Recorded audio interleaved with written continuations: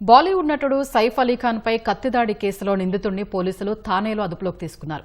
నిందితుడు పోలీసుల నుంచి తప్పించుకునేందుకు తన పేరును తప్పుగా చెప్పాడు. తొలుత తన పేరును విజయ్ దాస్ గా, తర్వాత బిజయ్ దాస్ గా మార్చుకున్నాడు. మరి కాసేపటికి మహమ్మద్ ఇలియాస్ గా చెప్పాడు. కానీ పోలీసులు అతడి పేరును మహమ్మద్ షహజాద్ గా ధృవీకరించారు. నిందితుడు 5 నుంచి 6 నెలల కింద ముంబై వచ్చాడని, ఓ హౌస్ కీపింగ్ ఏజెన్సీలో పనిచేశాడని ముంబై జోన్ 9 డీసీపీ దీక్షిత్ తెలిపారు. భారత్కు వచ్చాక పేర్లు మార్చుకుని తిరుగుతున్నట్టు వివరించారు. చోరీ కోసమే సైఫ్ ఇంట్లోకి చొరబడ్డాడని పేర్కొన్నారు. సైఫ్ అలీఖాన్ పై కత్తిదాడి కేసులో నిందితుడిని పోలీసులు ఎట్టకేలకు పట్టుకున్నారు. 30కి పైగా పోలీసు బృందాలు ముంబై వ్యాప్తంగా జల్లెడ పట్టి థానేలో అదుపులోకి తీసుకున్నారు. నిందితుడిని అదుపులోకి తీసుకున్న సమయంలో తప్పించుకునేందుకు పేరును తప్పుగా చెప్పినట్టు ముంబై జోన్ 9 డీసీపీ దీక్షిత్ తెలిపారు. తొలుత విజయ్ దాస్ గా, తర్వాత బిజయ్ దాస్ గా, ఆ తర్వాత మహమ్మద్ ఇలియాస్ గా పేర్కొన్నాడని చెప్పారు. నిందితుడి అసలు పేరు మహమ్మద్ షహజాద్ అని ధృవీకరించారు. బంగ్లాదేశ్ నుంచి వచ్చి ఉంటాడని అనుమానిస్తున్నట్టు చెప్పారు. భారత్కు సంబంధించి నిందితుడి వద్ద ఎలాంటి ధృవీకరణ పత్రాలు లేవని వెల్లడించారు. नाम मोहम्मद शरीफुल इस्लाम शहजाद है, as 30 years.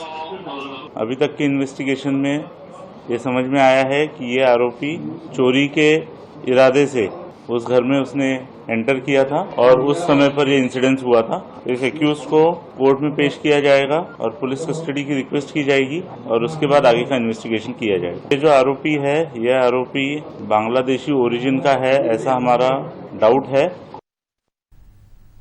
బాంద్రాలోని Sadhguru Sharan apartment 12వ అంతస్తులో ఉంటున్న సైఫ్ అలీఖాన్ ఇంట్లోకి గురువారం తెల్లవారుజామున నిందితుడు ప్రవేశించాడు.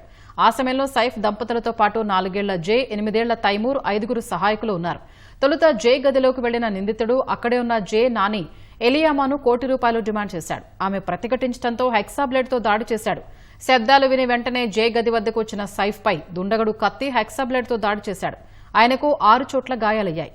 తీవ్రంగా గాయపడిన సైఫ్ను లీలావతి ఆసుపత్రికి తరలించారు. నిందితుడికి సంబంధించిన సీసీటీవీ ఫుటేజ్ను విడుదల చేసిన పోలీసులు అతడి కోసం తీవ్రంగా గాలించి పట్టుకున్నారు. సైఫ్ అలీఖాన్ పై కత్తిదాడి ఘటనలో ఆయన సతీమణి కరీనా కపూర్ ఇప్పటికే పోలీసులకు ఇచ్చిన వాంగ్మూలంలో కీలక విషయాలు వెల్లడించారు. ఘటన సమయంలో దుండగుడు కోపంగా సైఫ్ పై కత్తితో పలుమార్లు దాడి చేశాడని ఆమె తెలిపారు. సైఫ్ను త్వరగా ఆసుపత్రికి తీసుకువెళ్లాలనేది అప్పుడు తమ మొదటి ప్రాధాన్యతని చెప్పారు. నిందితుడు వెంటనే అక్కడి నుంచి పారిపోయాడని, ఇంట్లో ఉన్న ఆభరణాల్ని మాత్రం ముట్టుకోలేదని చెప్పారు.